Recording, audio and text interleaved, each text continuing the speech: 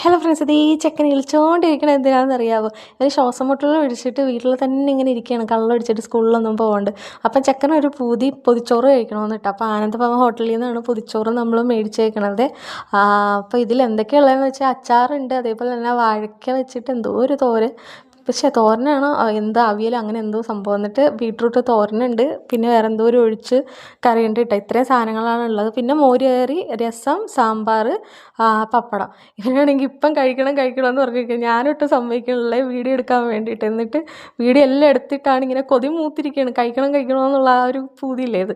എന്നിട്ട് ആ പപ്പടവും കൂടെ ഇട്ട് എല്ലാം കൂടെ കുഴച്ച് മറിച്ച് സെറ്റാക്കണം. അപ്പോൾ ഞാൻ ചോദിച്ചു, ഈ ഇത്രയും കഴിക്കുമെന്ന് ചോദിച്ചപ്പോഴത്തേക്കും ചെക്കൻ പറഞ്ഞു പിന്നെ എന്ത് ഇതെല്ലാം കഴിക്കുമെന്ന്. പക്ഷേ എനിക്കറിയാമായിരുന്നു ഇവൻ ഫുള്ള് കഴിക്കില്ല. അതുകൊണ്ട് ഞാൻ കുറച്ച് ചോറെടുത്ത് മാറ്റിയിട്ടുണ്ട് കേട്ടോ. ഇവന് ശ്വാസം മുട്ടൽ കാരണം പുളിയുള്ള സാധനങ്ങളൊന്നും കഴിക്കാൻ പാടില്ല. അപ്പോൾ രസമൊക്കെ എടുത്ത് മണപ്പിച്ച് നോക്കിയിട്ടാണ് ഓരോ പിടി ചോറും ഇവൻ കഴിക്കണം കേട്ടോ. അപ്പോൾ ഇന്നത്തെ വിശേഷം എത്രയേ ഉള്ളൂ. Tata bye.